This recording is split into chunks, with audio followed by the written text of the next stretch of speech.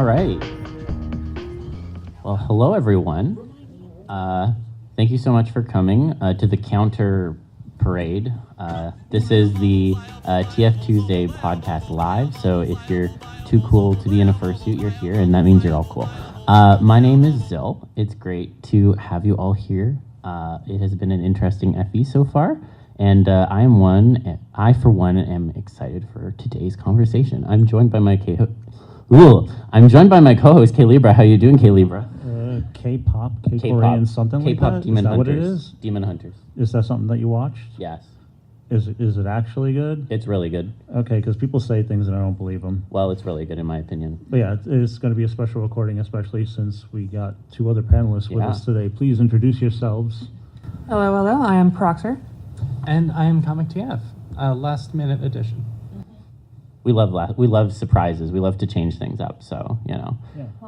Womp womp. And if you like what we do, you can always support us on Patreon. That's patreon.com/TFTuesdayPod. We have a few Discord members here in the audience today, and they'll get to ask us questions live, which is always exciting. So we always appreciate your support.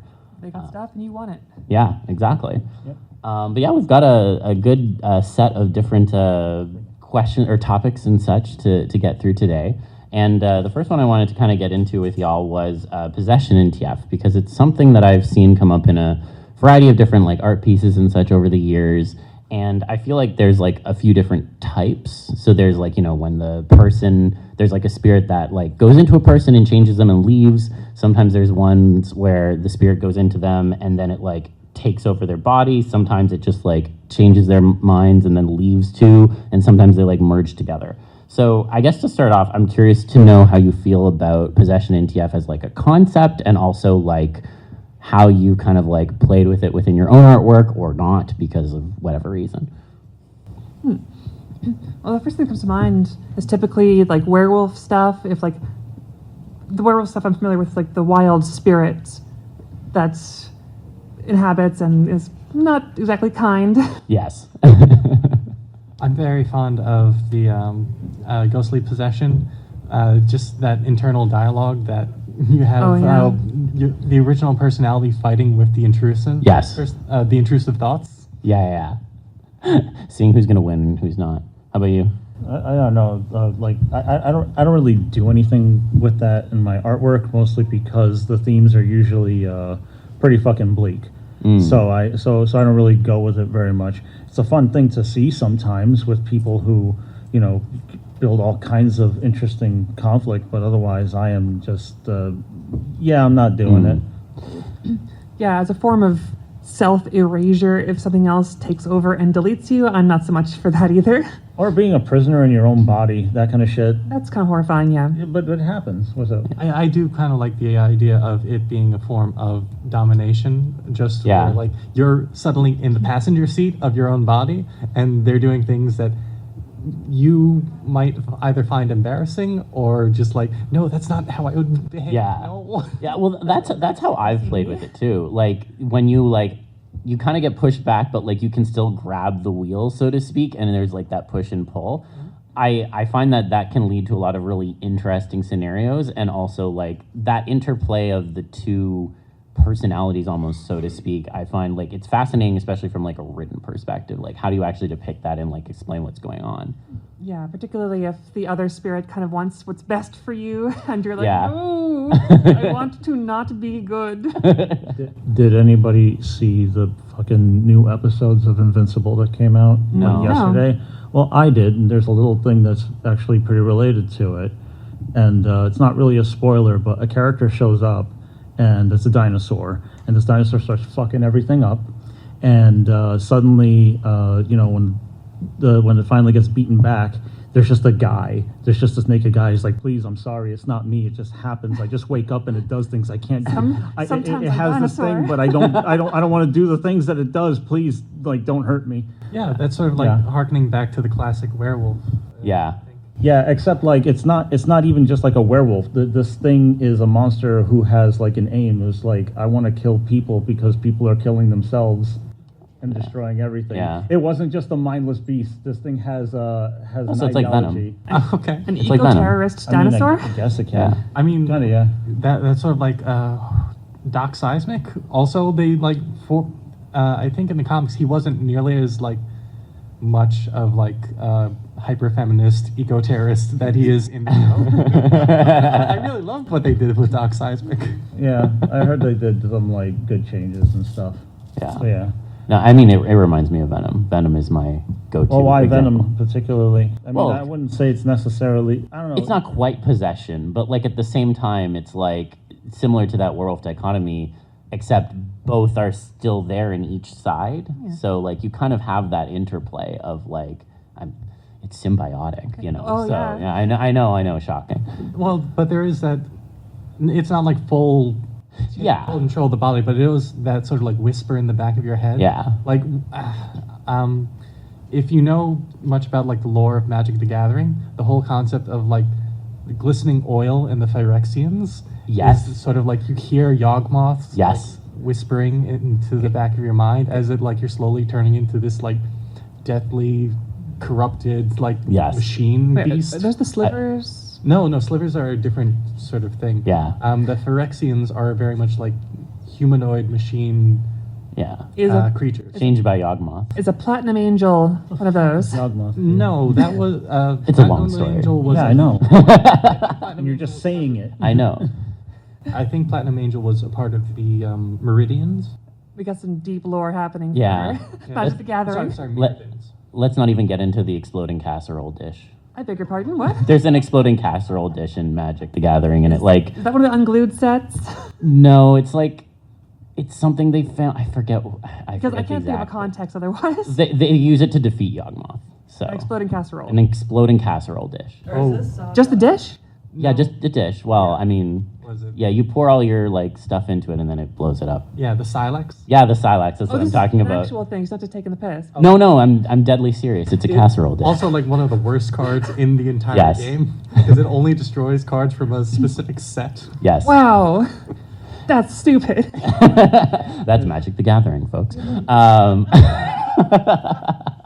But no, I really do find that one of the things that I really like about possession in TF is just the different ways you can approach it. And like, we've already talked about some of like the different ways that you can like depict it or play with it and such. We talked about like the ways in which we like the most. Do you have any like specific aversions to the ways that you haven't played with it before? And if so, why? Well, like I mentioned, the whole identity death thing isn't quite me. Like if it's... If the person becomes different preferences, different morality, whatever, that's still good. But if it's just like a preset other entity removes you and deletes you, that's not so cool.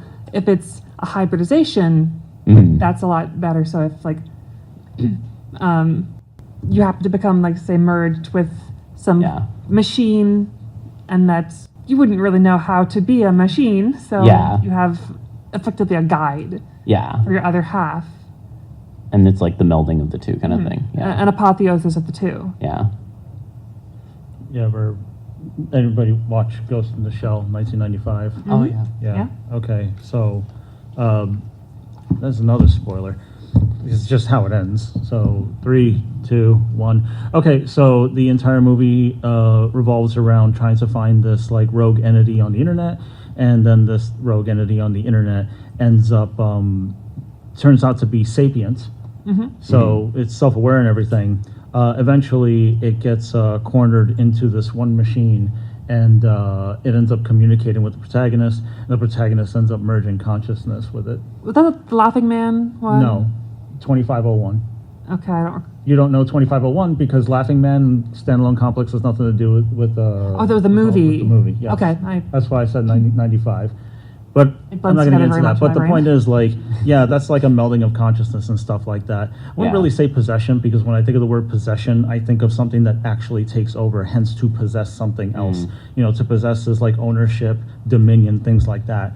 So, like, you know, one could say, like, oh, yeah, you know, that's a form of possession, but, like, not really. I would say Venom is closer to that, mostly because even though it doesn't actually own you, it feeds your worst instincts because you can get away with it, so it can kind of, like, fuck with your behavior, and in a way kind of, like, you know, use you as a vehicle. I mean, the reason why I almost categorize that, like, hybridization as a possession of sorts is oftentimes it's not the person themselves who's like brought it on. It's the other being that's like, I'm going to now hybridize ourselves. And I feel like that does count as a form of possession. Even if like you have your own, like there's a new being at the end, 2vix or whatever, like you have that actual like merging of things from an external force. Rip in peace, 2vix. Yeah, rip in peace, 2vix. Gone too soon, pour one out.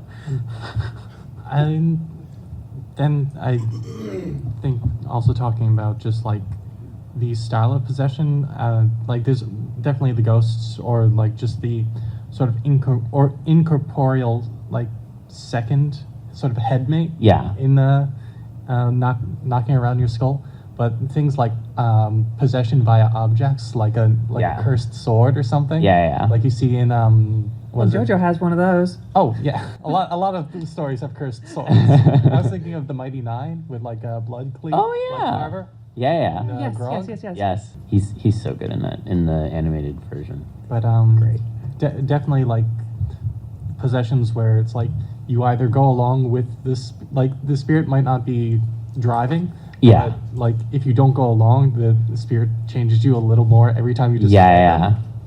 I do like that a lot. I feel like, again, it's like that sort of interplay over the course of a story that I find really interesting. And I feel like, like especially in like shows or like stories and such, there's a lot more to like dig into from that angle. But at the same time, one of the things that I appreciate so much about artistic pieces on it, especially, I mean, a lot of this comes in sequences, but like getting to show like the stages and how you're depicting that internal battle externally, I think is really fascinating. Also, I will say, I don't know about you two, but Bridget wasn't too fond of Identity Death. I am actually a big fan of Identity. Yeah, see, I am too. We had a whole episode on it, so I'm with you on that front. The freak. No, we're evenly split. We're evenly split on this panel, so. Well, one of the other things I find interesting about possession is like it often kind of implies a spiritual angle if you squint, because it's a lot of like spirits and stuff or like ghosts or whatever. And so I was curious if you feel like that's like a gross simplification or if that's something fun to play with. I think it's definitely like an easy sort of hand wave. You don't really need to get into like any sort of science. Oh, like, yeah. There's a brainworm alien thing that is like making my body change in order to fit its needs. Yes. But we're not doing RFK Jr. Well, I mean, I was thinking parasite, but sure, that Yeah. He said brainworm. I'm sorry, that's where my brain goes. as far as hybridization between have you seen the anime Parasite? Yes. Yeah, where the parasite couldn't quite take over his whole body and is restricted to like one limb, and then has to fight other alien parasites. Yes, the little talking hand. The talking hand. was it Migi?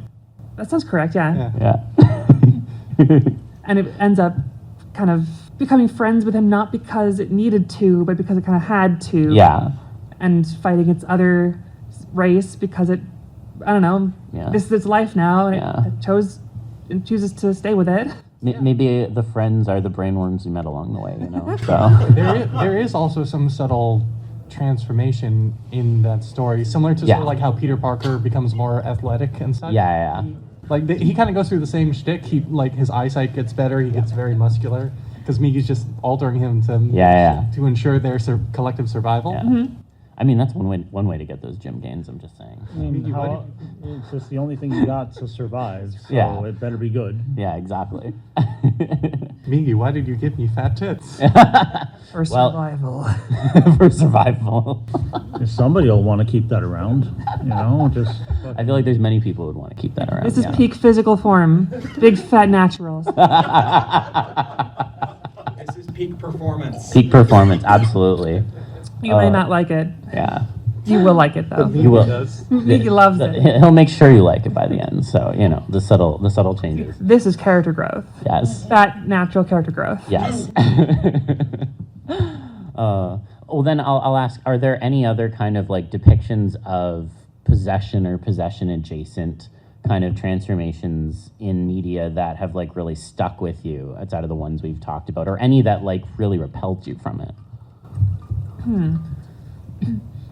The ones that really stand out to me at the top of my head is probably, I'm not sure if it really counts, from Altered Carbon. Yeah. But that was more body swapping than actual possession thing. That didn't really touch too much on that. I'm honestly thinking of like a lot of anime where you'd mentioned the connection between possession and BDSM. Yeah. And so you get things like in Sailor Moon, there's like, was it Dark Moon? Yes. Whatever. Then there's in Mega Man .exe, there's was it Dark Roll? Oh yeah. Or she becomes like the Empress, Dark Empress. Yeah. Empress And roll. she gets those stiletto heels and that like rose thorn whip. Yes. As you do what for the all. As one man. does. Okay. Yeah, it's a kid show. I had no For idea. kids. 13 or something? God Yeah. damn it. Well, she's a robot, so she's like ageless. Shut the fuck up. She's a program. Shut Yeah. the fuck up. And she's got stilettos. Shut up. You I'm said sorry. programs run in cycles, so by computer terms, she's like a 50,000-year-old Chinese myth dragon. Yeah. Okay. With stilettos. A stiletto. Yeah, fine. Listen, every program needs a thorn whip. I'm just saying. It's an excellent D&D spell too, but that's unrelated. How about you? I don't even know what the fuck happened now. Well, Well, I was saying, are there any like possessions in TF media that stuck with you for good or for bad? it's weird because a lot of it doesn't stick with me because most of it ends up being the same kind of I'm being erased and this is horrifying sort of thing. All I can think of is because Parasite Eve is so easy to reference whenever I go on this show. I mean, Melissa Pierce is exactly that kind of character. Yeah. She gets implanted with an organ and it changes everything, and she keeps thinking that she has to like take this medicine. She doesn't know what it's doing to her, and then she starts like thinking things that she doesn't want to in her desperation. It eventually makes her vulnerable enough that she just becomes a vehicle for this thing. And that's horrifying, and I fucking don't like that. But I mean, you could take that for both good and bad. I mean, it didn't like traumatize me or anything, Yeah. but it's just a way of like saying, like it's one of those creative fates worse than death, Yeah. kind of thing. Agree to disagree, but speaking of Listen, you. If you wanted to argue with me about this, we have all night. But you're not going to convince me. I'm not But at trying least, Oh, to. we're not trying to convince you. We're trying to convince the audience. you should all listen to me anyway. No, but seriously, like I get it. It's fine. But, well, I just wanted to say, speaking of vehicles, did you want to segue to the next topic? Segways are a type of vehicle as well. And, I'm so glad you mentioned that because, we wanted to talk about vehicle TF. And in particular, as I'm opening my phone because the notes went away, I found that, like, when people talk about inanimate TF, and we're talking really about vehicle TF here, I find a lot of times people connect it back to BDSM when explaining its pull, and that wasn't really naturally the wavelength that my brain went to when I was like starting to get into vehicle TF as a whole. And so I was curious how folks feel about that comparison and like what the draw was to them in terms of vehicle TF. Power, it's cool shit. Like I find it really interesting how a lot of this goes into submission and surrender. It can also be dominance. No. It's usually that. Like, you become the vehicle, you become the this. You get taken for the ride. Like even the Venom symbiote like kind of leans into the symbiote is doing it. It's usually that. When I think of like, wow, it would be cool to be enabled, and that's how I think of it with like the vehicle stuff. I'm like, well, I guess if I had to be some kind of vehicle, I'll think of everything that I could possibly do with it, or do with it for like, people. I don't know. That's where I think of it. Usually, just like this is cool shit. How can I make the most of it?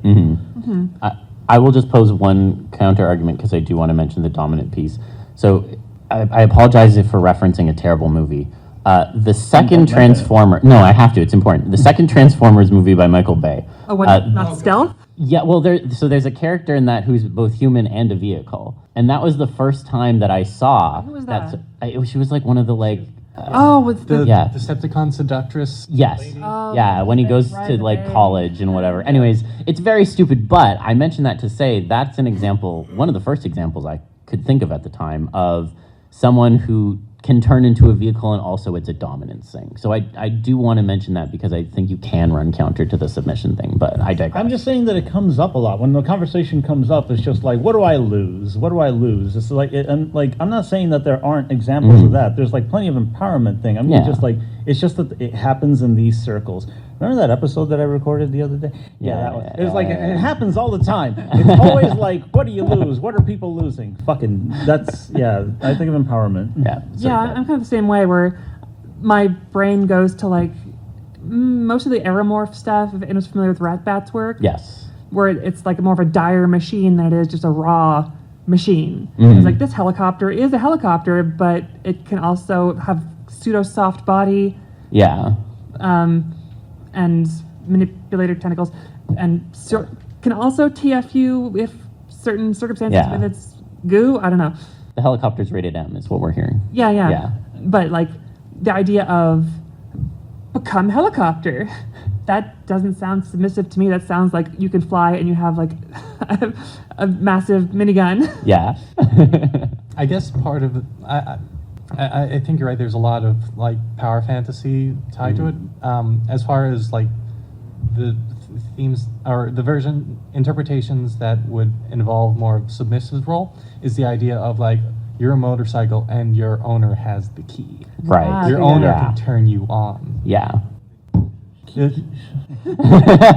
I remember reading. he's muttering. I remember reading some stories where it's literally like very erotic descriptions Yeah. of them inserting the key and just like turning over the ignition. Yeah. Okay, I can see that. Yeah. I see it too. I'm just like, Okay, well, so let me ask you, because you've done a lot of like vehicle TF in terms of your art. Oh my How do you God. like to portray it then? How do you think about it? I just like to think of it as just really just getting a new body and like maybe sensing the world around you would be different. It would have to be, but no matter what, like the personhood remains in some way, even if it's not communicative, even if it's not very expressive or anything like that. I like to maintain personhood because as I maintain, if you're going to be turning into stuff, I want to be enjoying it as much as I can, or whoever else is going to be enjoying it as much as they can. Mhm. You know, that's how I like to play with it. So that's what I end up doing in a variety of ways. I can see that. Like the idea of having new senses, like the car's LiDAR for its rear view backing up Yes. camera, or like or near collision detection, stuff Yeah. like that. Having that new sensory input. Yeah. And how do you interpret that, especially if you don't have a Ghost in the Machine guide to like help Yeah. you determine what this new like sensation means or what it's trying to communicate? And the idea of exploring new sensation, new body, whatever, like, that feels like the main point of any TF stuff to myself. Yeah. It makes for fun thought experiments too, Ah. because there's the question that it's like some people, like for instance, will say they could identify as like certain things, but then like then the question becomes, nobody can really know what anything else is or experiences or feels because we only know what we know, and even trying to interpret through something else is only through our senses and our experiences. So the thought experiment like really twists your brain if Yeah. you try to apply it to something that, as far as we all agree on, is not alive. Yeah. You know, but like also, yeah, that's like one of the fun things about it. Mhm. Well, one of the things I also notice a lot when we talk about like vehicle TF is and bear with me for a second, but I feel like a lot of times online it either gets portrayed as like, oh, this is like super erotic, or it's super weird. And I very rarely see it like be categorized as something in between, I guess. And so I'm curious if you feel like that is possible, and if so, why it's not more common in terms of depictions. Because I feel like a lot of the depictions just fall into either the two like kind of extremes of the spectrum, so You to mean, speak. like people don't mix them and like. Yeah. Like, I think it's because there's like a rigidity in the concept. I think people are very much like, isn't it weird to see a human body just kind of like get twisted or like distorted into this thing? Isn't that weird? Isn't that weird? If you try to make it realistic, isn't that really, really weird? Well, if it's not weird, it's my kink, and it's my very specific kink, and it really, really gets me off, and I'm going to put that front and center however I feel like it.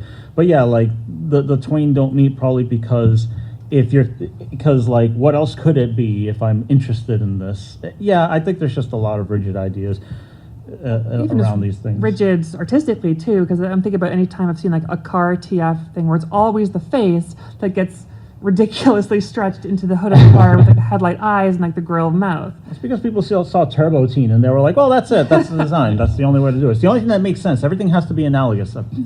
Yeah, I'm and still burned that's easy now. That's the kind of thing that becomes the rigidity for the idea itself, where people have seen the kind of concept they know, so they're going to repeat it kind of just by nature. Yeah.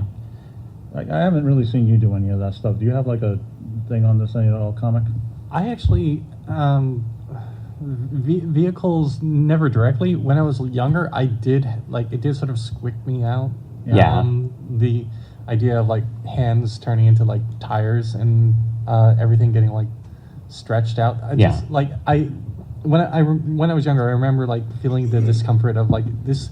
I would hear the sound of, bones snapping in my head. Yeah. But I've since, opened up my horizons quite a bit. Open to the bone snap. Yeah. But as far as personal stuff that I've done, I've never done anything closer to machine transformation than I did with a 3-part series early on of sort of robot girls. Okay. Yeah. Yeah. And they were all 3 different designs, but it was still going from human to humanoid robot. Yeah, gotcha. Yeah. So light changes. I get that, but but you've obviously seen shit, so that's where I was thinking, thoughts or any thoughts that have lingered about it. Because if it squicked you, was it really just the horror of what you were seeing at the time? It was definitely I wasn't ready to see a person's fingers meld into their hand and as they swelled. Right. But yeah, as far as greater inanimate things, oddly enough, I was more comfortable with things like furniture and clothing. Okay. Yeah.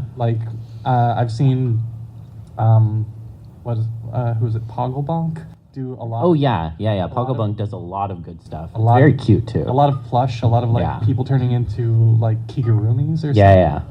And yeah, that's kind of I like the idea of a slight tangent away from Yeah. vehicles. We love and tangents. Animates, but just the idea of having more of a relationship with someone else, Mhm. either being this emotional support stuffed animal that they get to hug, or being clothing that someone is wearing. Yeah. There's definitely the appeal of for me, it's it's one thing to be an object in isolation, and it's another thing to be an object interacting with the world, with other people, Yeah. and establishing the dynamics between you and a human being. Mm-hmm. Yeah, I think that dynamic between the human being and the person in whatever inanimate form that they're in is so fascinating. And I feel that is the push and pull that gets explored a lot once the person's finished their changes and there's some sort of interaction afterwards. I feel there's a lot that can be mined not only from the kind of mental aspect in terms of how am I feeling about this? How am I feeling about these new stimuli? And how do I feel about the ways in which other people who don't know what I am are treating me? And then there's also the dynamic between the person who may or may not know what you've become and is using you or whatnot. I feel there's so much to mine there, Yeah, it's the homoerotic relationship in Knight Rider between Michael Yes. and Kit? and Kit. Yes. Was once a person. This is maybe the 3rd time I bring this up, but you ever heard of an anime called Valkyrie Drive? Doesn't ring a bell. Only by name. It is a really, really stupid show that is just made for horny baiting softcore fucking nonsense. But girls turn each other on and they get turned into the other's weapon. And that is how that works. Uh-huh. Yep. That's it. No, Talk about a bond. Yeah, I'm imagining something very much different. We're clashing swords with the enemy, and then it's getting really cheesecakey. I mean, it could if you wanted to be. I'm trying to extrapolate from what you're saying, but Moaning is involved. Yeah. My sword. It's sword play. Yeah. Sword tits start moaning. Yeah. Eventually, the weapons will just stop hitting each other and they won't work or something. I don't know. They'll go limp. Weapons wrap around each other. Weapons just start. Get your Schwartz twisted. Get your Schwartz twisted. Well, this matches nicely with my other question, which is, how do you tackle exploring the fetishism that is inherent with creating vehicles? Yeah. Inherent. Inherent? Who the fuck gave you the impression that it's inherent? I'm saying it's inherent. You're in? I'm the one who gave myself that impression. I'm literally wearing a trucker TF hat right now. That doesn't mean shit to me. What the fuck did you think I was supposed to take away from that? I don't know. It's up to you. You can take away from it whatever you want. See, I thought because it's like a no-name trucker hat, it's more of an identity death thing because you got no name. Both. It's both. I will stand by. There's nothing inherently erotic about any TF. That's fair. It's really like if you want it to be. Mm-hmm. But yeah, no, because I've seen I've seen vehicle TF possession and frankly every sort of TF under the sun done in kids media, and the idea of like to imply that all of TF That's a that fair form is point. erotic is like Okay. Let us never forget Teen Boat. Teen Boat? Teen Boat. That's a new one to me. What's you haven't- Teen Boat? Oh, you haven't seen the wonders of Teen Boat. Yeah, you can show it to me later. I feel like I'm Great. being introduced to a new world that I did not know existed. Teen Boat is Teen a Boat. young children's comic strip about a teen who can transform into a boat, What? Oh, wow. Really? From the title? as illustrated thusly. Oh, That is Teen Boat. huh. That's The race for Boatlantis. charmingly stupid. Boatlantis? Is it inhabited by boats but underwater? And so you have several sequences of teen becoming boat or becoming from boat to teen. Okay. I see.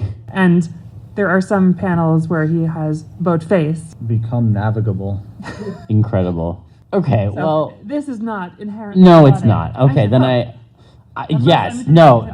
I fully back off my point. Fair enough. If you're trying to depict it as erotic, then how would you go about it? I mean, typically I wouldn't. I mean, not strictly if we're talking like hard body vehicle stuff. Yeah. Most of, again, with aeromorph stuff or pseudo feral, big quotation marks. Feral car TF? Well, yeah, because you have like the feral, the feral vehicle. Oh my god! Context I know. No, I This is yeah. the framework. That is the framework.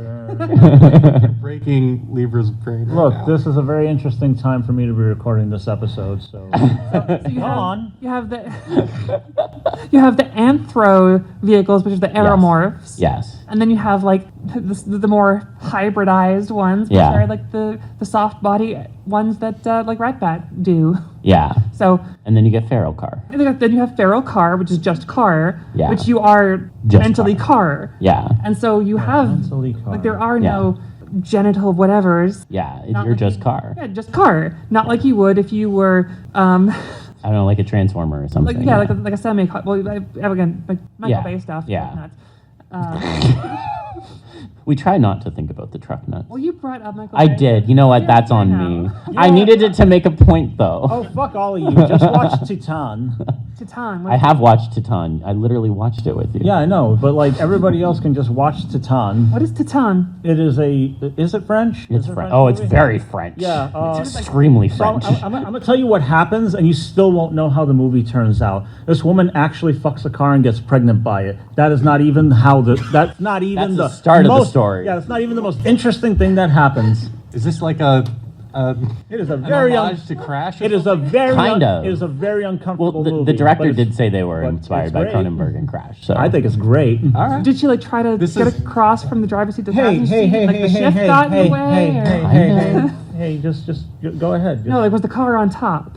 no. It's a no. I mean, you're inside the car, yeah. Well, now the car's inside of you. Yeah. I will say I love your recommendations. This is the second French TF themed film that you've recommended to me. Oh, what's the first one's like Animal Kingdom. Yeah. Is it spelled like Titan? It's like With an E at the end. Yeah. yeah. Titane, but Yeah. Yeah. French. But French. French. Yeah. I lost the train of thought. Me too. No, you're just like talking about like making it sexy or something like Yeah. that. Yeah. I think like peak sexy is definitely like motorcycle and like riding. What? Oh, am I Oh, not? for the mic. No, Yeah, no, water. you're good. You're good. No water, but Oh, anyway. water. Oh, Motorcycle sexy. yeah, motorcycle sexy. The idea of like wrapping yourself around the machine Yeah. as you're riding it. Oh, yeah. Really just like straddling the thing. Yeah. There's a lot there. Oh yeah, and I'll never forget 13 with have you seen the design for Shiva in Final I don't know Fantasy this 13? one. Yeah. Oh, this is a good one. Oh, you never seen No, that? no. Even I know about that. Okay, That so, game, I never. um, I'm very deficient in Okay, my Final Fantasy So knowledge. picture this: lesbians. Okay. Let's go lesbians. Scissoring. Okay. Motorcycle. Become Okay. motorcycle. And then you ride that. And then you motorcycle. ride those scissoring motor lesbian cycles. And also ice involved at some point. Yeah. Because Shiva is always an ice summon in every Final Fantasy. And she wears less and less clothing every time as well. Gay rights, I guess? Yeah. Wasn't she practically naked in 7 or something? Oh, it got... I don't know how much less. I think they gave her a little more. Oh, she has some kind of like flowing stuff in 7, but during 8 it became just, like basically ice bikini. And ice bikini, okay. Forget about 10. Yeah, I think they actually technically added clothing. 11 doesn't matter. Excuse me. We have some very strong audience reactions to that. Wasn't 11 replaced by 14? Effectively. Well, oh, really? Yeah, but you can jump in 14, so it's better. Okay. As everyone knows, jump makes things good. No, the peak is when you have a fishing mini game. You need to have a fishing mini game. Okay, yeah. But yeah, that motorcycle lesbians, very sexy. Yes. I mean, like, speaking of Final Fantasy VII, I think the soldier's name is Roach. That man has a romantic relationship with his motorcycle. Yeah. I hate that King man. shit. I really want to kill him. I really want to kill him. Well, you get to hit him with a sword. No, it's not good enough. I want to see him dead. I want his body. Fucking hate him. You want his body, He's one. Yeah. Oh, you want to possess his body. Yeah. A trophy comes in many forms, you know. How are we doing on topics and time? Oh, we're good. We got plenty of time. Oh yeah. So then, my last question, I guess, is if you had to be a vehicle, what vehicle would you be? I choose to be unironically an attack helicopter. Really? Amazing. Really? No fucking way. Well, tell me why. I already can guess why, but why? I want to say like a hind D, but that's kind of like a trope. I'm hearing people whisper in the audience different kinds of attack helicopters. I'm really not sure, but I really like miniguns. Miniguns are me good. Too. Haven't I told you about my deep love for Gatling things? Yeah. Like Gatling guns and autocannons, I really enjoy. And that's also hovering and, It's kind of like, gunships. Like like you could just move yourself in 3D space and not just have to go one direction. Yeah. Yeah. And this is a weird side take. I feel like there's a bit of a nuance for being a helicopter. Because it's not just flying a plane. It's not one direction. The controls can be very finicky. Right. So you have to be elegant and have a finesse to it. And I'm thinking back to if you played Earth Defense Force and EDF 4.1, helicopters fucking suck. They are so squirrely. They're hard to handle. They're very drifty. But if you can get the controls just right, you can make those things sing. And so I feel Lip bite. Yes. And so I managed to get good at flying helicopters in EDF 4. So I'm like, I feel like I could be a helicopter real good. I endorse this. What is my luck that I would run into somebody and be like, oh yeah, I'd do that. That's really, really funny. Yeah. How about you, Comic? I think I'm starting to convince myself of motorcycle. Okay. But there's also sort of like a bit of an appeal to be like a train, and just sort of like one thing I do like about certain object transformations is sort of like it sort of ties into possession, but the idea of like this personality change where like you are a tool and you are used for something, but the idea of just being like a long haul shipping freight, just like moving state to state, just carrying like whatever, everything. Yeah. So what part would be you? Are you just the engine, or are you the extent of the entire line? I'd be the engine, and I'm very serious about it, but as I was saying it, I'm also thinking of like big ass Thomas the Tank Engine. Just like kitty face. Yeah. I mean, it can be both. No one says it can't be both, right? So just like the eyes. Yeah. That show was successful for a while. You could get away with it. Yeah. No, you could. You just don't want to be the train that gets bricked into the tunnel. Yeah. You wanted freedom and thus received captivity. I think you should just have an optional voice algorithm to make it sound like Carlin comes through the speakers whenever you want. Wait, Carlin? I thought it was Ringo. He was Mr. Conductor for a while too. Okay. Was it Ringo? I don't know. I don't remember. I thought one of the Beatles. I just He know was the Carlin narrator. was. Okay, Really testing our Thomas the Tank Engine knowledge today. I just know Carlin. I don't know shit about Thomas. How about you? I can't really settle on anything. I think of like the possibilities of a lot of things, so I don't have a good answer. Okay, that's fair. You strike me as a Jeep. A Jeep. A Jeep. You got an off-road vibe to you. Oh, I see. Yeah. Well, I do like the ability to just go places that I wouldn't otherwise. Because I was, Well, maybe it's because we've been hiking before, like light hiking, but like Yeah. going up like steep dirt hills. Maybe not a Jeep, but like an all-terrain vehicle, like a dune Yeah. buggy or something. 4x4, yeah. Something with a Yeah. winch. that's funny. Yeah. You deserve a winch. Utility. Yes. I pull, I push, I ride. Yeah.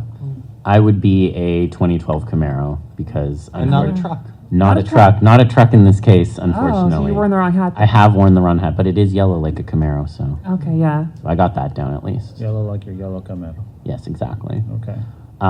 Yeah, sorry, Transformers changed my brain chemistry. That's all I can say. That's my only defense, but it was a good model for Bumblebees. Cool. Well, I had another topic I wanted to get into, which was related to kind of like transhumanism. And I think there's been a lot said about transhumanism as a concept and like, the concept of, enhancing or changing your human form to become better or something more, something else, which I think is inherently linked to transformation. So I was curious about what you think or feel about the way in which like transhumanism has been kind of portrayed, especially the more like quote unquote normal version. Like, a lot of like schmucks who have too much money are like, oh, I'm going to make myself live forever because blah, blah, I'm going to exchange blood with my human child, no. shit like that. Absolute freak. The freaks who should be shamed. Yes. I mean, I can be a little academic just to start Yeah. and say Ooh, that. smart.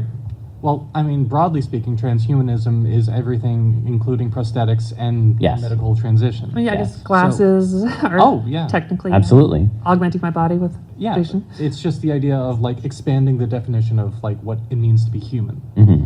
And so, as far as like what it means to be, what transhumanism really means to be in like the real world in the modern day, it's often like pushed to the peripheries. Yeah. Like with the exception of glasses, you don't see too much discussion of like ableism and like how like existing in a wheelchair or with different prosthetics like affects your daily life. But a lot of those narratives kind of go hand in hand with certain TF stories. The idea of, oh, I am a different sort of person now, and my experiences are thus like changed. I experience the world differently from everyone else. Yeah.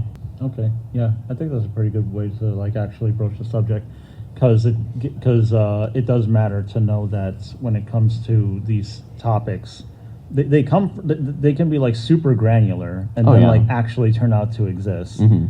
So I do like that start. But when it comes to what exactly were you asking at the beginning? My original kind of thought process or question for discussion was also about like, I feel like kind of how Comic very nicely laid it out. Like transhumanism is a lot more than how it often is portrayed in media when the term comes up. I feel like it comes up in the context of, shitty people doing stupid things, or like, oh, there are these people who are going to they think they're going to become a robot down the line.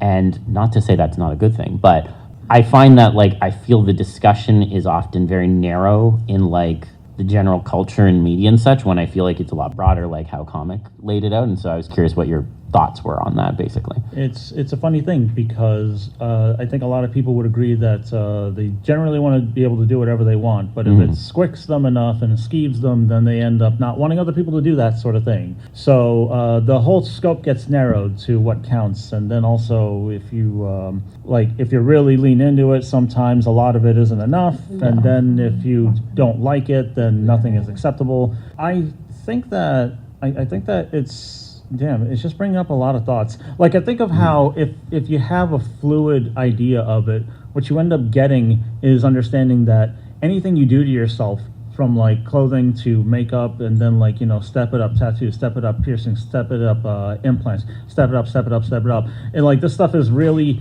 actually very common. A lot of people don't think of it, but if you stack too much of it, then like it's inherently a problem somehow. And then and then I think of like cyberpunk dilemma. No, I'm thinking I'm thinking of biopunk. That's actually apparently a genre too. Mm-hmm. So customize your body. Do things like to your genes and stuff. That Batman episode that people will always bring up, Batman Beyond. Splicers. Yeah, splicers, always splicers. Always splicers. Tiger is that counts sort of. But not for what I'm talking about, which is like I think a fluid approach to it would mean like you could pretty much do whatever. And then you could argue personhood as much as you fucking want, but that's assuming things are stable. I think it'd be fun to be able to just customize yourself. At the very least, nobody has to do anything. We could just fix things that we don't like about ourselves. That's it. Oh yeah, I mean, I'd like to think personhood and humanity is really just our own set of morality, where if you have something that's not specifically human, if it is functioning in a way around other creatures in a way that is harmonious, then it can have humanity. If it can have empathy for another and want to see the success. Because people have shown animal interactions and that's so human that they'd help each other. The turtle would flip over the other turtle. It's like we would do it. Yeah. I hesitate to bring this up because it's not like it certainly has TF elements in it, and it has elements of like self-fulfillment and self-actualization. But you keep bringing up personhood, and I feel like I have a slightly different understanding of like what personhood is. Not necessarily that you are inhuman, but that you are no longer an individual with self. Like a sense of self? No. Like you're not. You're like a possession. You're not. Personhood being like you don't have agency. Personal agency. Yeah. Okay. So. Speaking of the human domestication guy. Oh yeah. And it's your favorite. And so, just the idea of like, in this context, heads up, there's like a lot of non-con sort of and dubious consent. But it is the idea of like these aliens, like encountering humanity and they want to turn them into pets. But like a pet is really just like, you don't have to not be human. You're just a possession. You lose personhood when you become a floret, which is what they would call a pet, and basically they will do what they can to make you happy, including body modifications, even if it's something where like it's something you want but you deny yourself, and like you might fervently like scream against it, but it's also about like them helping you overcome a lot of personal trauma. Right. There's a lot of trauma and sort of being forced to confront that trauma in these stories. But yeah, I wouldn't recommend it to everyone, especially if you don't like having power taken away from you. Right. But I do find them compelling. I get it. Oh, what's up? Oh no, I thought you were going to say something. No, just that I bring up personhood because like it's like you mentioned agency, and I kind of still like stand by what I said, because the moment you cross a line with certain people and certain groups of people, suddenly they don't want you to have agency. They want to take that away from you. So like that comes back to like the rigid versus like fluid understanding of it. So transhumanism, for a lot of people, it's just like, I want to literally be whatever I want. And yeah, that's fine, generally speaking. But I think that, it kind of becomes like a fairly narrow cone whenever the topic gets brought up. Well, I think it's cool that you bring that up, because I also find that, especially people who are like, like furries or like fans of monsters or anything, like the concept of personhood becomes very different in those cases, especially if you have changes from like a mental perspective. And I feel like in particular, I think becoming something else and potentially changing what it means to be a person or losing that personhood also defines what personhood means, if that makes sense. And I feel like there's a really interesting contrast between the two. Actually, Libra, I've got a recommendation for you. I feel like you would enjoy the story, but I also feel like it would make you angry. It certainly made me Things angry. can challenge me. That's fine. You know? Have you ever read the Transmetropolitan series? Never heard of it. It's a comic book series written by Warren Ellis, and it's very much this like Hunter S. Thompson-esque like future journalist guy who's got like a gun that shoots that like you hit people with it and it gives them intense intestinal cramps that they just shit themselves. And this is transhumanism, is it? I like Transhumanism, that. shitting That's yourself. a great weapon. There's a bunch of different themes of transhumanism. Like you can basically like go on vacation as like with like using body mods, and like they have like there's some depictions of like this human dolphin hybrid, and Neat. there's like this small little niche community of like aliens have encountered the Earth. And so, like, some people are using genetic modification to make themselves more like the aliens. And they're this minority that, in the story, they keep getting repressed and keep getting, like, shut into, like, these ghettos. And, like, there's active, like, political repression and, like, police riots just coming in and cracking skulls. Okay, so like very much District 9 kind of... A bit, but also like self-imposed. Well, not self-imposed. Nothing at all like, oh, these people did this to themselves, they deserve it. But just the sense that like these people did like, they underwent this, and it's got pretty strong like trans allegories. Honestly, Okay. Looking back at it now with hindsight, but. Yeah, was if you want to see sort of like a lot of human consequence and like the politicization and political seizing of personhood from communities, that is present in a lot of those stories. Yeah. Sure, yeah. I'll check it out.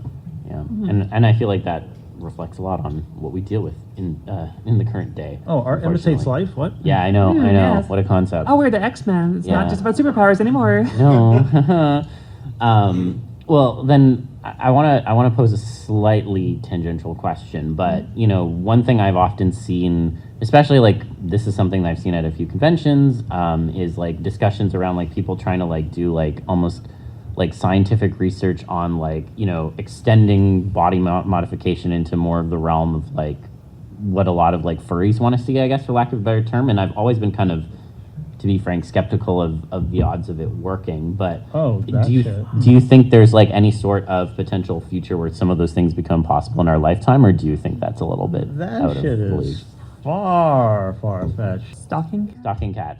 Oh yeah, so yeah, that was someone who did a lot of that. Yeah, with the body modifications, and in particular, like I think there was also a very spiritual connection for that person, if I recall correctly. That is an example of like. What is the context there? So this was a person who did a lot of body modification to look more like I think it was a tiger or a cat of some kind. Oh, and had like whiskers. Yeah, exactly. His like face is really. We've all seen it. Up. Yeah, never yeah. internalized the name, but that's Yeah, so like that, but like even pushing it further, like I think there's a lot of people in the community who like talk about like, oh, there's like research into these sorts of things, and you know, I'm not going to name names, but you know, like there's people who say they're trying to do that, and I mean, I am skeptical of those odds, but I'm curious what you think about that concept as a whole, and like if you think that's something that's actually like possible. This is so above my fucking pay grade. This is so above my pay grade that if I speak confidently enough on this, could I make this a career? You get paid? Because people just make money off of saying whatever they want about shit they don't know about. So yeah, maybe I'll get paid. There is a comic, if you haven't read it, called My Life with Fell, which is basically about the government having made cat girls. Oh my god. And then some escaping after the facility basically goes on lockdown, lots of rebellion and bloodshed, and then it's like, oh, what's this? A cat girl showed up on my couch and she's holding me hostage because if she thinks that I'm going to escape, that I'll tell people that she's there, and so she will threaten to kill me.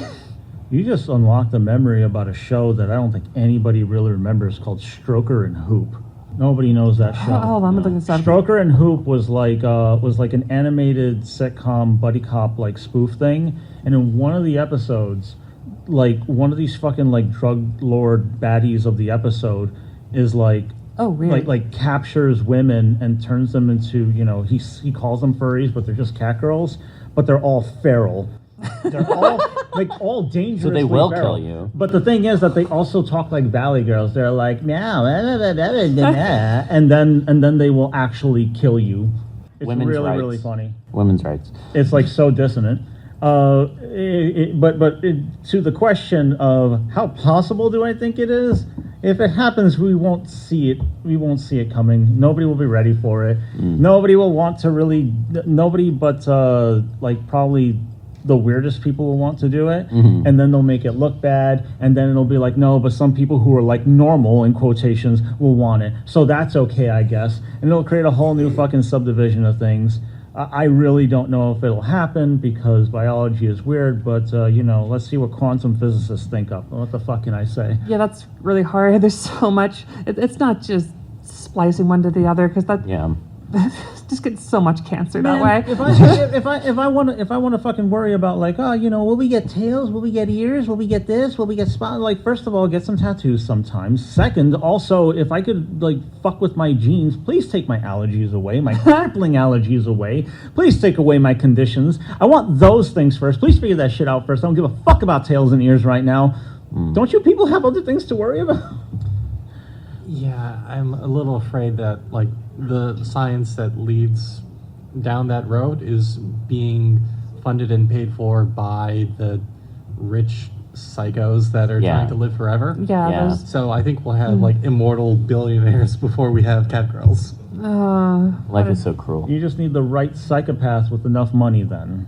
That's what you need. Okay. Remember that there was a South Park episode where they cured AIDS? Oh, yeah. Yeah. Do you remember what you millions of dollars. Do you remember what literally though. You just inject it into yourself. Yeah, exactly. They cured AIDS. And it's like, well, yeah, money is the cure. And, well, yes, there you go. There's your very blunt allegory. So we need to inception a billionaire is what I'm hearing. No, eat them. Eat them is Eat them. easier, yeah. Offer them community. And then eat them. Yeah, offer them community. Make sure that they feel cool for a little while. And then after a eat them. while, they'll get popular enough and people will cozy up to them enough that they'll end up feeling like they can get away with a bunch of shit, and they will, and it'll be problematic, and then people will be too scared to do anything. But then there'll be enough research to actually give you tails and ears and all that bullshit. And you'll be all happy, and I'll be questioning what the fuck really matters here. Well, in terms of questions, I'm having fun. In terms of questions, we definitely can't are not qualified to answer. Is transhumanism through TF a way to prevent our own extinction as a species? What? What? What the fuck? Yeah, no. Well, as far as narrative devices go, I've definitely heard that as a form of what's that? What is it? Well of Souls or something? Oh, sort of. It's a book series by Jack L. Chalker. It's effectively a seeding planet that a progenitor race used to make all the different alien races in the universe, and that people find their way back there and end up turning into the races on that planet. Right, but they're I've seen this theme in a lot of sci-fi transformation stories, but just the idea of your body being made to be more adaptable to the environment. Yes. As far as X-Men goes, there's Darwin. There's I see it in nanite stories as well. In JoJo, you've got Cars, who literally develops crab carapace as to survive falling into the volcano. Yes. Oh, he got it the worst of anyone ever did. What about Diavolo from part 5, 6? Who got it worse, Diavolo or Cars? I think Diavolo. Oh God, yeah, because at least Cars stopped thinking. After Yeah. a while. Okay, yeah, definitely. But no, I don't think transhumanism will save us so much as overcoming the most basic social and societal flaws that we have will save us. Yeah. Unless we expand our definition of what it means to be human and become accepting of that, we will be unrecognizable as what we were, and therefore we would have to decide whether or not we saved anything or just ended that and did something new. Well, because if we don't get along already, people can say that we've lost our humanity. Yeah. And that's the way I see it. Yeah, and also you brought up other stories in cars, all I think of is "Go Into the Water" by Death Clock. Lyrics. Metal. It's like, go into the water, live there, die there, live there, die. Wasn't that song exclusively meant for whales? Yes, And, but they also are like they also say lungs transformed to take in water, cloaked in scales, we swim and swim home. Oh, That's metal. that is metal. Yeah, so they do perform it for the whales, but they do have explicit like, we will become fit to live in the water. It's our new home. Yeah. Yeah, God damn it! It's just it's everywhere. I tell people it's everywhere. It is everywhere. Yeah. What, metal or Yeah. Death Clock? Transformation, but they should also be everywhere. Why not? Yeah. People dying in baths of coffee. It's one of the world's oldest narrative devices. It is. Yeah. What, Living to Dead? No, transformation. Yeah, Living to Dead. Oh, yeah, certainly. Yeah. That's TF. It TF is. into a corpse. Yep. Yeah, Said it corpse, again. yeah. Woo. How very Greek. Oh man. Do you have any other thoughts on transhumanism as a concept, or? To what you were saying about like people accepting and getting along, I guess I choose to be an optimist about that. I feel like definitions will expand, and they have expanded, and we are more accepting of people of different abilities and experiences. As far as like transhumanism, like there's certainly a big push. Speaking like from my job, Yeah. I have to learn and a lot about AI and I'm so sorry. yeah, The different kind. Different kind. The different kind. Yeah, yeah, yeah. I would love to talk to you about it afterwards. Yeah, yeah. But just to say that like there's definitely like this human mechanical transhumanism that is becoming more and more real, Yeah. and there are definitely some dark like cyberpunk implications of like having a corpo state. Yeah. But there's also just the sense that like we might in like a few generations have that. I've heard of like some like classic science fiction stories where like there's a generation that comes where the kids are essentially telepathic, Yeah. where like they are engaging with technology on such a level that like the people of older generations are just looking at them and the kids are just like saying nothing and sitting quietly with each other. Yeah. And then like someone keys them into what's actually happening and it's just this whole mindscape. Yeah. I mean, VR chat. Oh yeah, no, absolutely. No, and I think that's a great example of it. I think that is like all the VR stuff is very like transhumanist adjacent, I feel like. Oh, yeah, we're putting on a headset and then pretending to be your animal self. Yeah. 100%. Like so. With people on the other side of the planet. Yes. Through wires. that's pretty we are in transhumanist, a yeah. future for sure. Yeah. We are in a future. GM. Anything to not be a human, like goddamn, again, it just makes the fucking experience seem so miserable. But to key into the optimism, the one thing to keep in mind that I also like understanding now is that anything that's wrong now and continues to go wrong and that will go wrong in the future is done with an immense amount of resources and effort and attention and time. None of this is really the way anybody's meant to be. Yes, we are going to have our problems and we're going to make really dumb, horrible shit happen on a huge scale, but to maintain that takes an immense amount of effort and resources. None of the shit that's going wrong in the world happened just because somebody was just like, yeah, these guys believe me. It takes so fucking much. That being said, you know, there is something to look forward to just to see how things play out, and they could be better in some way, or at least be different, but not harmful. I don't know, had a thought about transhumanism as being more of the idea of a regression, as in like a, oh fuck, go back. Not That's a fascist impulse. No, not to put an over funny point on it, but a return to Monkey kind of. Fascist impulse. Wait, the fascists want Monkey? They want things to go back to a certain way. Go Oh, no, back to this. I'm Go saying, back to the. I'm saying pre-societal. I'm saying like back to the trees. Bonobo, the noble bonobo. The noble bonobo. The noble bonobo for all. Well, we have to get to the point. We have to progress to the point where we can have the noble bonobo. So we must progress to the point of noble bonobo where we can genetically modify ourselves to bonobo and all go back to bonobo. Yes. And hang out with Monobo. And everyone's happy. in Morocco. No, I want to hang out with Monoko. Who's Monoko? You should learn. I'm not going to say Oh my God. Well, on that note, I know we have some time for audience questions, so I'd be happy to hand the mic over to folks if they'd like to come up and ask our wonderful panel of TF folks questions. Anyone has? Yeah, go for it. We have all the worldly insights for you. We clearly have all the knowledge in the world. Between the four of us, nothing is impossible. Hello, I'm Sebastian. My question relates to how TF is used as a political message, because all art is political. Let's all be honest here. It relates around, how do you feel about TF being used as a criticism of society, about celebrity culture, any sort of things like that? I've seen people like Dragonstorm use TF as a way to criticize different political figures in America. I just want to get your opinion on that, and what do you think it could be used for as well? Thank you. I'll go first. First of all, I think there has been a lot of really interesting uses of TF to criticize celebrity culture as of late. So I think a lot about, the substance.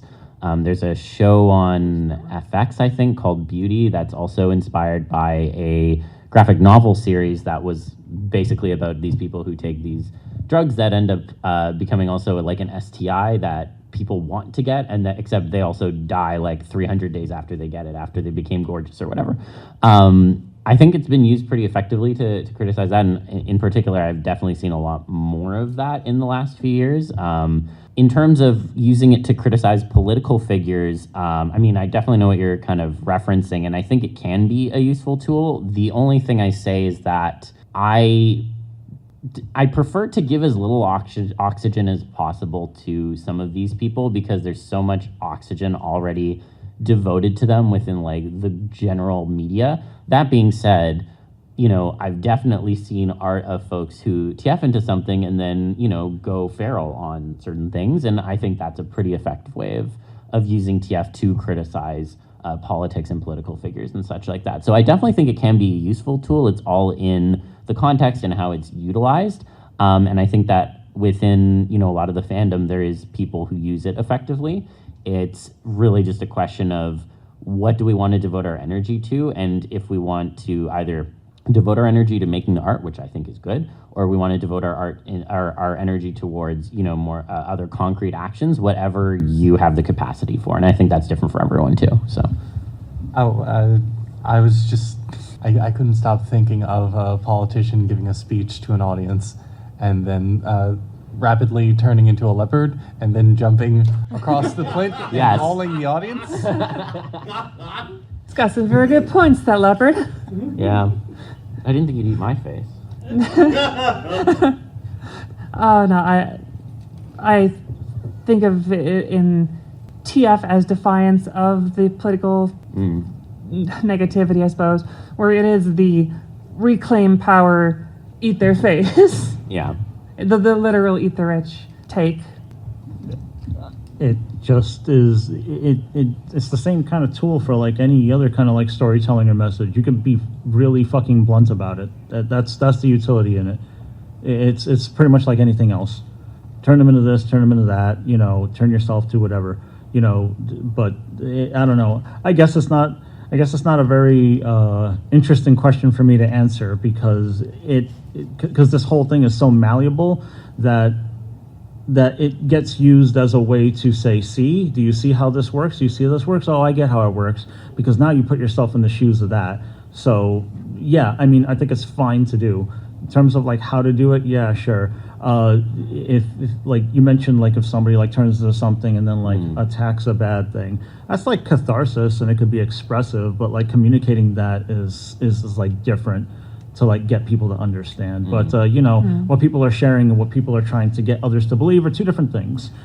Yeah, there's the elements of maybe like person becomes the thing that they're rallying against, and thus has to realize the thing that they are doing is bad. Yeah, and you could do that in a bunch of ways. I think and you know what, because Dragonstorm was mentioned, I don't think he really does that simply to just say, hey, people should think the way I do, or change their opinions, or you suck if you think this way. But I think he does that for a lot of catharsis because, I've talked to him for many hours and, he's really upset about how shit has been and how things are going. So, he expresses himself that way and then he shares it sometimes. Then he has some stories about stupid comments that people leave about making things political. Fuck you people. Do we have any other questions? I thought I saw someone. Oh, sorry. You know. I thought I saw someone put up their hand and I hit myself with the Getting microphone excited. instead. I was getting very excited. Yeah. Okay, still working? Okay. Hello, so I'm other side. So when you talk about transhumanism, there was a lot about physical alteration. But what do you think of how could the transhumanism be used when it comes to mind change or mind alteration? For example, one example that I know is in Danganronpa 2, where there was the study of mind alteration in order to get talent. But that's all I know. What do you think of this kind of aspect of transhumanism? Go ahead. As far as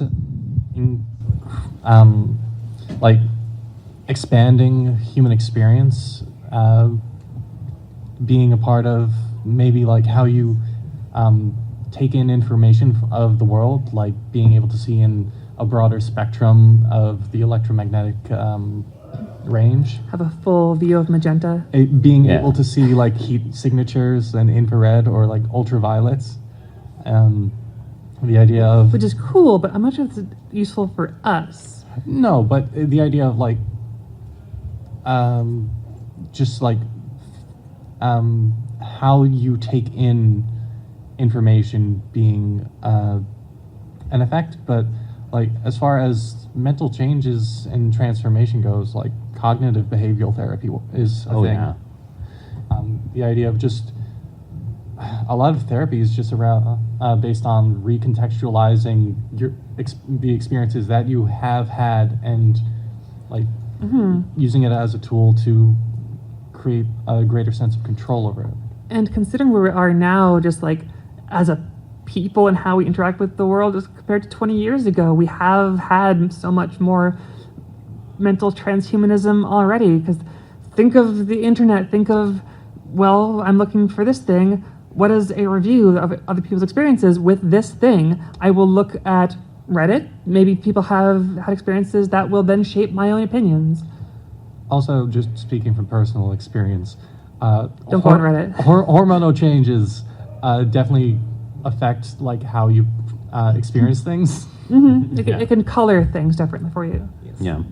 And I'll also just say, because it was mentioned, I agree with everything you said. I just also want to say that Kadaka's work in general is very transhumanist, and everyone should consider giving Danganronpa or 100 Line a play, because I think he has a lot of interesting things to say about the human condition, but that's a separate conversation. Then there's also so much other stuff that he has to say. I mean, yeah, that too. I'm not endorsing says everything. a lot. He says a lot. Those puzzles on how some of those murders happened are stupid. I'm sorry, I love Danganronpa. I'm going to defend it, even if it's stupid. It is stupid sometimes, though, to be clear. They go places. Watch a Let's Play if you haven't. Do we have any other questions? Oh, yeah. This time I won't hit myself with the microphone. Good job. Hi, I'm Gabriel Moon. It's less of a question and more of just an addition to the possession conversation. I have two from Star Trek. One is the Trill, mostly shown in Deep Space Nine. Sure. They exist as two separate entities. They don't need to be combined in order to exist, but it is the symbiote is designed to be able to merge with a humanoid host. The symbiotes are extremely long-lived. The humanoids are about average. Yeah. So in Trill culture, it's considered an honor to be given a symbiote, and you need to go through very specific training in order to qualify. And once you're merged, you have access to all of the memories of the symbiote from previous hosts. And depending on the particular person, you'll have sometimes urges, likes or dislikes, or ticks from a previous host. It kind of depends, but it's interesting. It's kind of one of those like beneficial desired possession. I know about the Trill. I've seen the Star Trek thing, and I think it's cool that they add on to each other, just like stack experience and lifetime after lifetime. and it kind of makes like a new person sort of thing, but it sort of doesn't. So like it's a cool coexistence type of thing. Yeah. Like, I know what that stuff And then you is. have it given to you by accident and ruin the character. Yeah. Again, it's an easy way if someone's contract negotiations don't go the right way. Yeah. Yeah, to replace the character. As a narrative device. It's just cool to bring that up. You said you have do you have like something of a question as well now? Oh, it's more of a comment for Zil and their frequent mentioning of Tuvix.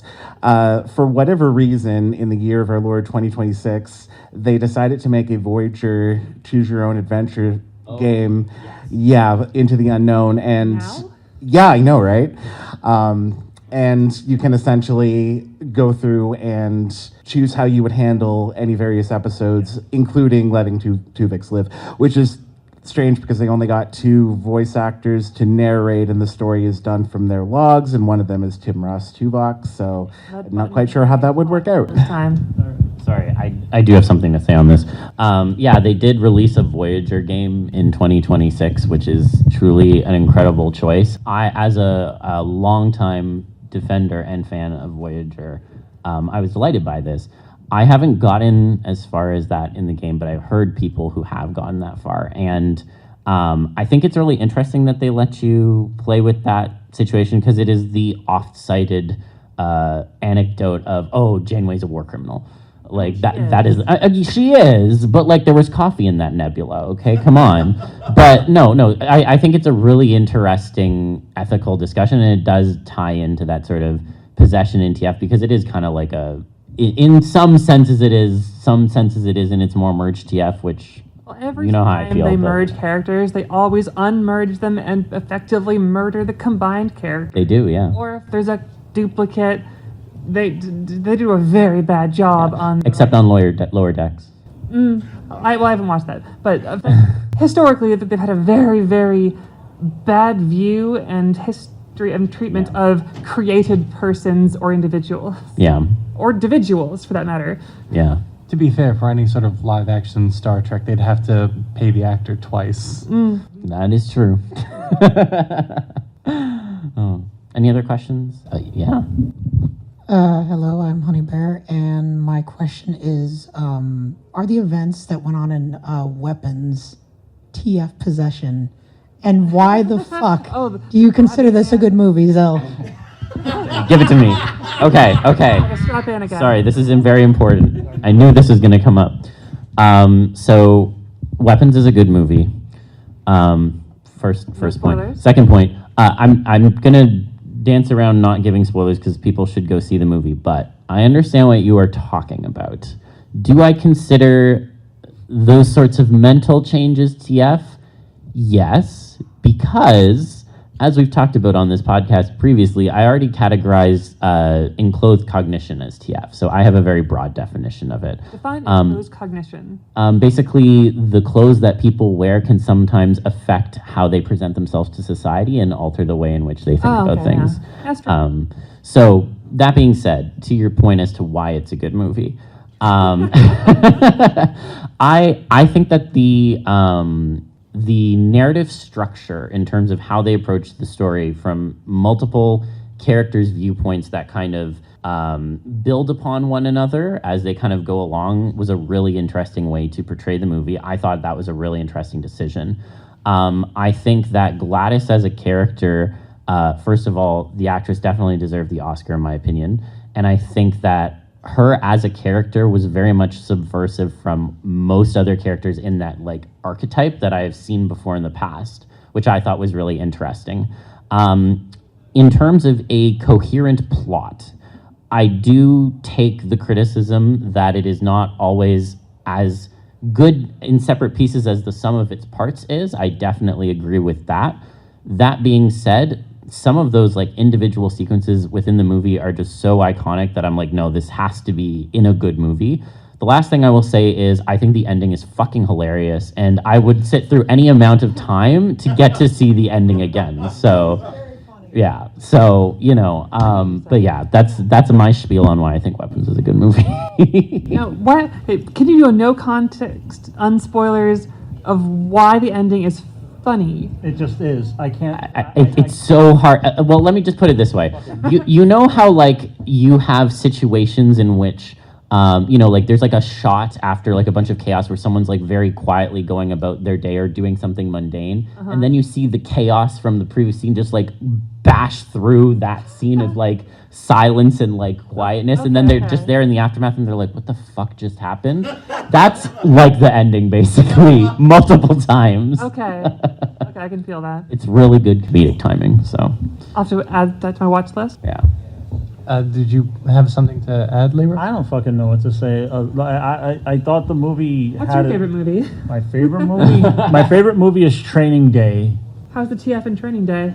Uncomfortable for people who don't like to think about themselves and what it would take to get through something.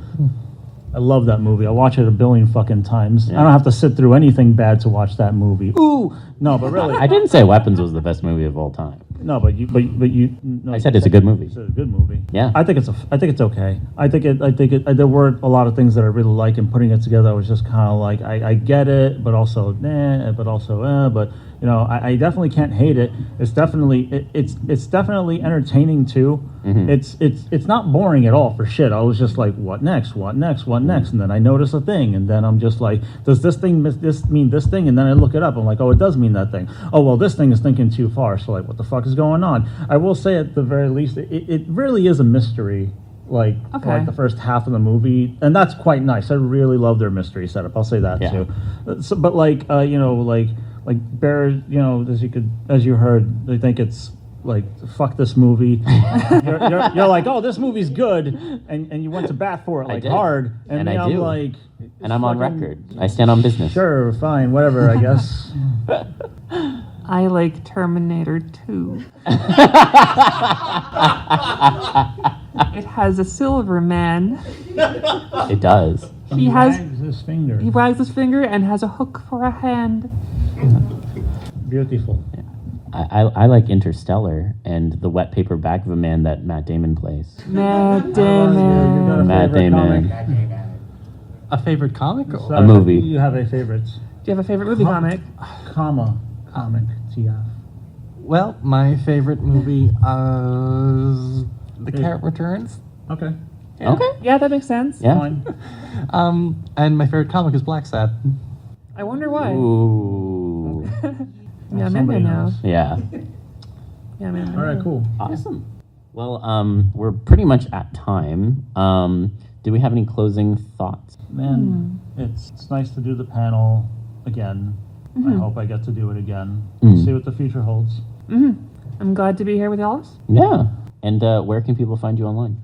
So you can find me on Fur Affinity at furaffinity.com/user/Proxer, or on Patreon, which is going to come off hiatus any day now for sure, at patreon.com/Proxer. And you can find me at on Fur Affinity and Blue Sky under ComicTF, and Patreon as well. I swear it's coming off of hiatus any month now. I'm trying. We're neck and neck. Really trying to work the full-time job and make art on the off hours. Yeah. You can do it. I believe in you. I believe in you too. Awesome. Well, thanks so much, everyone, for coming. Really appreciate everyone giving us their time to the parade counter programming. As always, you can check us out on YouTube as TFTuesday Pod and on Patreon at the same name. And in the meantime, I hope you all have a great rest of your Furnal Equinox 2026.